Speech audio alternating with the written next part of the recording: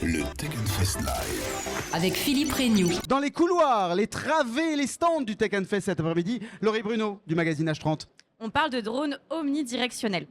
Et alors, j'ai rencontré son créateur, Julien Mellet, qui l'a développé à l'issue de sa thèse au sein du Startup Studio de l'INRIA, qui est l'Institut national de recherche en sciences et technologies du numérique. Elle l'a dit sans respirer.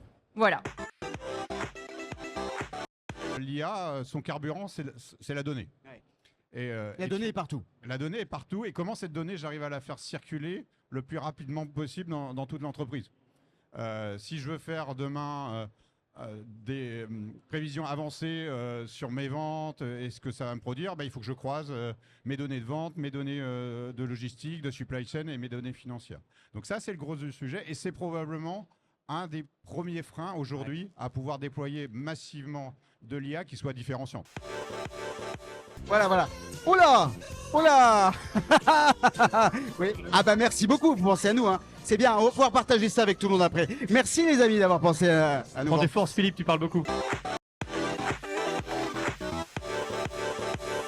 Il n'y a pas très longtemps, sur un document, vous étiez obligé de modéliser, travailler champ par champ. Aujourd'hui, l'IA prend le document, lit, extrait, fournit de l'information, et on passe de la donnée brute à l'information, à la décision. C'est-à-dire, a-t-on besoin d'Excel demain? J'en sais rien. En tout cas, la DSI, elle est face à ça, face à des métiers qui sont dans l'opérationnel, et donc elle devient transformationnelle parce qu'elle les aide à se transformer. Vous êtes mis à contribution sur ce Tech Fest 2025 puisque vous avez aussi donné une masterclass sur l'intelligence à l'ère de la tech. Je n'en peux plus. Ah, il n'en peut plus. Voilà, c'était un moment de témoignage très fort que vient de nous livrer Étienne Kay. Il n'en peut plus. Alors, il y avait du gâteau là. Pourquoi on a enlevé ce gâteau? En deux mots, ça se résume comment? Est-ce qu'il faut plus que jamais cultiver différentes formes d'intelligence? On parlait justement de l'intelligence artificielle. Est-ce qu'il faut au contraire se dire il faut aller vers toutes les intelligences possibles et leur donner une place? Alors, le mot intelligence dans IA, c'est le mot anglais.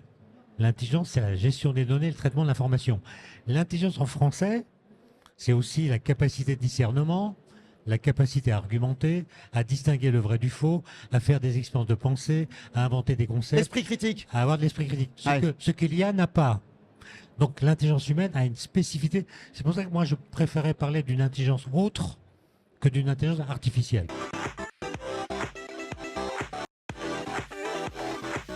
Est-ce que vous observez chez vous ce lien vertueux dont on parlait entre open innovation et un meilleur développement des compétences requises par le digital? Oui, complètement.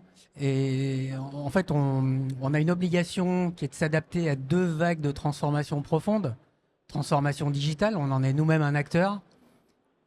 Tous les sujets liés à la durabilité, donc à la transformation de notre offre aussi en profondeur pour accompagner le mouvement. Et donc ça implique en fait un changement des compétences qui est absolument majeur. Bah oui. Complètement.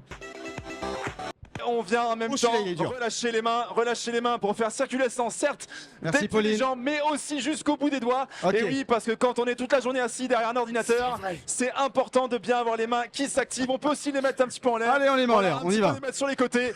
Super, il y a une ambiance de fou sur ce plateau, Philippe. Ah, c'est excellent, merci Mathieu. Le e-sport, la pop culture, c'est l'avenir du jeu vidéo selon vous? Oui, c'est une partie de l'avenir du jeu vidéo. Alors le jeu vidéo est vraiment rentré dans la pop culture. C'est vrai que on l'a vu même au moment de la cérémonie d'ouverture des JO. Les JO, ouais. Et où le personnage est largement inspiré d'Assassin's Creed, le porteur de flammes. Ça c'est clair, tout le monde l'aura remarqué. Hein. Voilà. Même ceux Donc qui ne là, jouent pas. On a vraiment passé une étape. Et là où le jeu vidéo, avant, c'était un truc de geek. Aujourd'hui, on a plus de la moitié de la population qui joue et avec une moyenne d'âge qui a aussi bien évolué.